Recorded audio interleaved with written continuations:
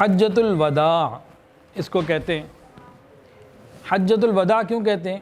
اس کی ایک وجہ تو یہ ہے کہ حضور پاک صلی اللہ علیہ وسلم نے خود اس میں فرما دیا تھا کہ اے لوگو، بخدا مجھے نہیں معلوم کہ آج کے بعد دوبارہ تم سے اس طرح مل سکوں گا کہ نہ مل سکوں۔ یعنی نبی علیہ السلام کو اندازہ ہو گیا تھا کہ اب جو بعثت کے مقاصد ہیں وہ پورے ہو چکے، توحید پھیل چکا، مکہ فتح ہو گیا، وفود پورے عرب سے جگہ جگہ سے آ کے اسلام قبول کر چکے، شرک کی بے کنی ہو گئی اور عصبیت ختم ہو گئی، تمام چیزیں جو مقاصد تھے وہ پورے ہو گئے، صحابہ نے شوق سے دین کو سیکھا۔ تو نبی علیہ السلام کو اندازہ تو ہو گیا تھا کہ بس اب مقاصد، اب جو وقت ہے وہ آخری ہے، اور خاص طور سے فرمایا کہ مجھ سے جو پوچھنا ہے پوچھو، جو سیکھنا ہے سیکھ لو، شاید کہ دوبارہ اس طرح کی ملاقاتیں نہ ہوں۔ حضور پاک صلی اللہ علیہ وسلم نے جب حج کا پیغام دیا تو صحابہ جوق در جوق آنے لگے اور خوب شوق کے ساتھ تیاریاں کی۔ رسول اللہ صلی اللہ علیہ وسلم 25 ذوالقعدہ کو 10 ہجری مدینہ طیبہ سے روانہ ہوئے، اور ہفتے کا وہ دن تھا، ظہر اور عصر کے درمیان آپ مدینہ سے روانہ ہوئے۔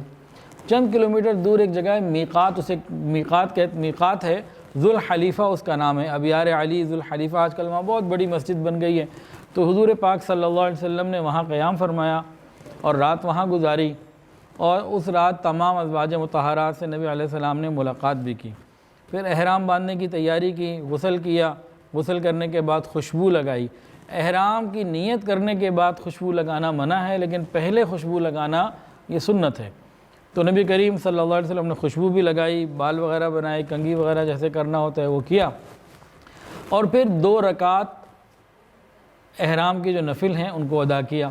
پہلی رکعت میں سورہ کافرون، قل یا ایھا الکافرون، اور دوسری رکعت میں سورہ اخلاص، قل هو اللہ احد، یہ پڑھی۔ اور احرام کی سنتوں میں یہ پڑھنا، احرام کے 2 رکعتوں میں یہ پڑھنا سنت ہے۔ خیر اس کے بعد نبی علیہ السلام نے تلبیہ پڑھا، لبیک اللہم لبیک، لبیک لا شریک لک لبیک، ان الحمد والنعمت لک والملک لا شریک لک۔ اب چلنے لگے تو حضرت ابوبکر صدیق رضی اللہ تعالیٰ عنہ کے ہاں اولاد پیدا ہوئی، بیٹا پیدا ہوا۔ حضرت اسماء رضی اللہ تعالیٰ عنہ سے محمد ابن ابو بکر پیدا ہوئے، اسماء بنت عمیس۔ تو وہ بھی خوشی ہوئی، اور نبی علیہ السلام کی معیت میں تو سارے ہی جا رہے تھے، اور جیسے ایک بارات چلتی ہے نا تو دلہا کے ساتھ سب باراتی خوشی سے جا رہے ہوتے ہیں، تو وہ سمجھنے کے لیے مثال ہے۔ تو نبی علیہ السلام کی معیت میں صحابہ جا رہے تھے، اور سب کو خوشی تھی کہ بیت اللہ شریف کا دیدار ہوگا اور حج کا فریضہ جو ہے وہ ادا ہوگا۔ نبی علیہ السلام نے تلبیہ پڑھا، جنہوں قریبی صحابہ نے سنا، انہوں نے سنا، پڑھنا شروع کر دیا، تلبیہ چلتے رہے۔ تھوڑا آگے چلے تو ایک وادی تھی، وادی عتیق، وہاں پہ حضرت جبرائیل علیہ السلام کا نزول ہوا۔ نبی کریم صلی اللہ علیہ وسلم کو فرمایا کہ اللہ تعالیٰ فرماتے ہیں کہ اپنے پیاروں کو کہہ دیجئے کہ تلبیہ ذرا زور سے پڑھیں، اونچی آواز سے پڑھیں، اللہ سننا چاہتے ہیں۔ تلبیہ بڑی عبادت ہے، حج اور عمرے کا یہ عاشقانہ نعرہ ہے، اور اس کے بارے میں فرمایا کہ جو شخص تلبیہ شوق سے پڑھتا ہے محرم احرام باندھنے کے بعد، اب جب یہ تلبیہ پڑھے جہاں تک اس کی آواز جاری ہے وہاں تک پتھر اور درخت، شجر اور حجر، یہ ایک ساتھ ساتھ پڑھتے رہتے ہیں، اور یہ سلسلہ چلتے چلتے پوری دنیا میں پھیل جاتا ہے۔ تو نبی علیہ السلام نے حضرت جبرائیل علیہ السلام سے یہ بات سن کے صحابہ کو بتایا، اللہ چاہتے ہیں کہ اونچی آواز سے پڑھو۔ صحابہ کو جب یہ پتہ لگا اللہ سننا چاہتے ہیں، انہوں نے تو اتنی اونچی آواز سے پڑھا، ان کے گلے خوش ہو گئے، اتنا زیادہ پڑھا، خوب پڑھا۔ تو یہ عاشقانہ انداز سے تلبیہ پڑھتے ہوئے چلتے رہے۔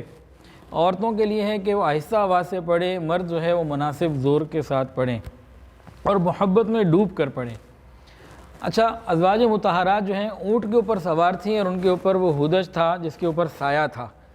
تو یہاں سے معلوم ہوا کہ جو محرم ہے یہ سائے میں بیٹھ سکتا ہے۔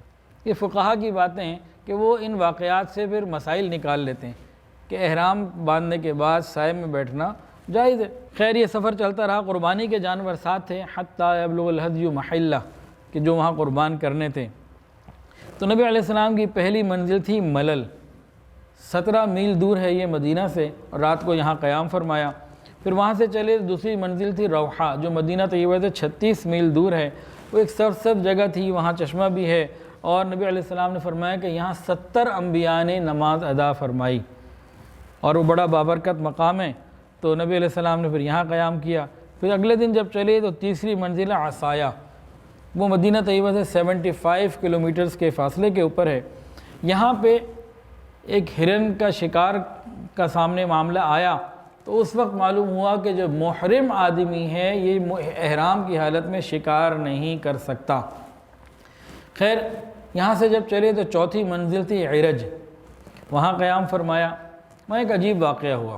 حضرت صدیق اکبر رضی اللہ عنہ کی ایک اونٹنی تھی جس پر حضرت ابوبکر صدیق رضی اللہ عنہ کا سامان بھی تھا اور رسول اللہ صلی اللہ علیہ وسلم کا سامان بھی تھا، دونوں کے سامان تھے۔ اور حضرت ابوبکر رضی اللہ تعالیٰ عنہ نے اپنے غلام کی ڈیوٹی لگائی ہوئی تھی، دیکھو اس کا خیال کرنا، نبی علیہ السلام کا اس میں سامان ہے، ضرورت کی چیزیں، تو ایسا نہ ہو کہ کوئی مسئلہ ہو جائے، بہت خیال کرنا۔ اس کی ڈیوٹی لگائی انہوں نے۔ اللہ کی شان، وہ اونٹ سامان سمیت غائب۔ کس کا اونٹ؟ آقائے دو جہاں کا جس میں سامان ہے، وہ اونٹ، سامان غائب ہو گیا۔ حضرت ابوبکر صدیق رضی اللہ عنہ کو جب پتہ لگا تو اپنے غلام کو بہت غصے ہونے لگے، یہ تم نے کیا کیا، اتنے غفلت اور اتنی لاپرواہی۔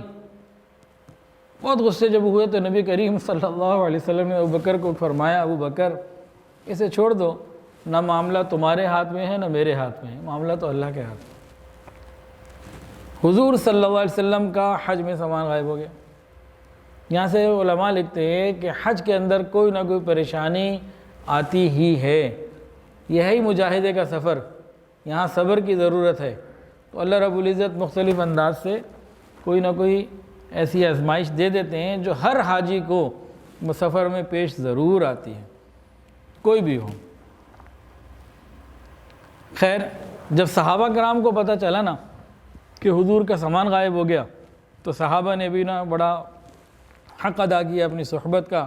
ایک صحابی آیا، رسول اللہ میرا اونٹ لے لیجئے، ایک آئے میرا فلاں سامان لے لیجئے، یہ لے لیجئے، یہ لے لیجئے، اور اسی طرح کسی نے کھانے پینے کی چیزیں پیش فرمائیں۔ تو یہ کیا یہاں سے معلوم ہوا کہ جب انسان سفر پہ ساتھ ہو جا رہے ہوں، اگر کسی کو کوئی ضرورت پیش آئے تو ایک دوسرے کے ساتھ تعاون کریں اور ایک دوسرے کا خیال کرتے ہوئے چلیں۔ تو یہ نقطہ ملا۔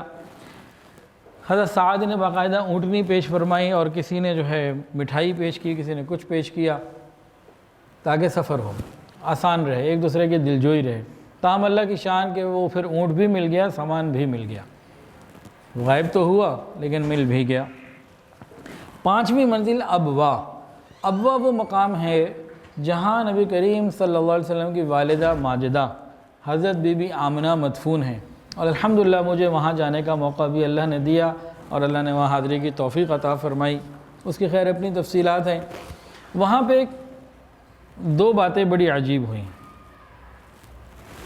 حضور پاک صلی اللہ علیہ وسلم کی زندگی جو ہے نا ہمارے لیے مشعل راہ ہے۔ آپ کے ہر لفظ کے اندر، ہر عمل کے اندر امت کے لیے رہنمائی ہے، آئیڈیل جو ہیں آپ۔ تو کیا ہوا، حضرت صفیہ رضی اللہ تعالی عنہ، ان کا اونٹ بیمار ہو گیا۔ وہ تو رو پڑیں، پریشان ہو گئیں کہ میرا اونٹ بیمار ہو گیا، میں پیچھے رہ جاؤں گی، میں سفر ساتھ نہیں کر سکوں گی، پھر کیا ہوگا۔ انہوں نے رونا شروع کر دیا، اونٹ چلتا نہیں۔ رسول اللہ صلی اللہ علیہ وسلم کو خبر ہوئی کہ بیوی کی سواری بیمار ہو گئی، بیوی تکلیف میں ہے، غم میں ہے، پریشانی میں ہے۔ تو آقا صلی اللہ علیہ وسلم نبی بھی ہیں اور شوہر بھی ہیں۔ پھر آپ قریب ہوئے، ان کو تسلی دی، سمجھایا اور ان کو تھوڑا آپ نے ٹائم دیا۔ حضرت صفیہ رضی اللہ تعالی عنہ نبی علیہ السلام جتنا سمجھاتے جاتے اتنا روتی جاتی۔ اصل میں وہ ٹائم گین کر رہی تھی، توجہ کو حاصل کر رہی تھی کہ نبی علیہ السلام سب کو چھوڑ کر میری طرف متوجہ ہیں، مجھے تسلی دے رہے ہیں، مجھ سے گفتگو کر رہے ہیں، مجھے محبت دے رہے ہیں، تو جتنی مل سکتی ہے سمیٹ لو۔ اب نبی علیہ السلام ان کو سمجھاتے جائیں اور وہ اپنا رونا بڑھاتی جائے۔ جب کافی ہو گیا نا تو نبی کریم صلی اللہ علیہ وسلم نے خاموشی کو اختیار فرمایا، غصہ نہیں کیا، خاموشی کو اختیار فرمایا۔ اب جیسے ہی نبی علیہ السلام خاموش ہوئے تو انہوں نے اندازہ لگا لیا کہ شوہر کا جو مزاج ہے اور یہ جو ہوا تو لگتا ہے کہ میرا جو ہے نا وہ عمل غیر مناسب تھا، مجھے ایسا نہیں کرنا چاہیے تھا۔ میاں بیوی میں ایک دوسرے کے ساتھ یہ تعلق ہونا زندگی کا مزہ بڑا آتا ہے کہ خاوند کو بیوی کو دلجوئی کی ضرورت ہوئی تو خاوند نے کی، اور جب ذرا محسوس کیا کہ نہیں میرا معاملہ غلط زیادہ ہو رہا ہے اور ادھر جو ہے وہ تکلیف بڑھ رہی ہے، تب انہوں نے فوری طور پر سوچا کہ میں اب کیسے راضی کروں۔ تو حضرت صفیہ رضی اللہ تعالیٰ عنہ امی عائشہ کے پاس گئیں۔ انہیں معلوم تھا کہ نبی کریم صلی اللہ علیہ وسلم کو جتنی عائشہ سے محبت ہے کسی اور سے نہیں۔ انہوں نے کہا عائشہ مسئلہ ایسے ہو گیا اور آج رات کی باری میری ہے، نبی علیہ السلام نے میرے ہاں آنا تھا، میں اپنی باری آپ کو دیتی ہوں، ایک مہربانی کر دو، نبی علیہ السلام کو مجھ سے راضی کر دو۔ غلطی ہو گئی۔ امی عائشہ نے کہا سبحان اللہ کہ نبی علیہ السلام کے ساتھ وقت گزارنے کا موقع ملے، اور کیا چاہیے۔ خیر اب نبی علیہ السلام رات کو جب آئے تو اندر دیکھا کہ بجائے صفیہ کے تو عائشہ۔ پوچھا یہ کیا معاملہ ہوا، تمہاری تو باری نہیں تھی۔ فرمانے لگے، عرض کیا یا رسول اللہ ذالک فضل اللہ یؤتیہ من یشاء، یہ اللہ کا فضل ہے جسے مل جائے۔ پھر بتایا کہ بھئی اس طریقے سے ہے، تو بہرحال نبی علیہ السلام نے ان کی سفارش پر ان کو دل کو جو بھی تھا وہ معاملہ کلیئر کر دیا، راضی ہو گئے۔ ویڈیو کے نیچے سبسکرائب کے بٹن پہ کلک کریں، بیل کے آئیکن پہ کلک کیجئے تاکہ ہر نئی ویڈیو کی نوٹیفیکیشن آپ کو مل جائے۔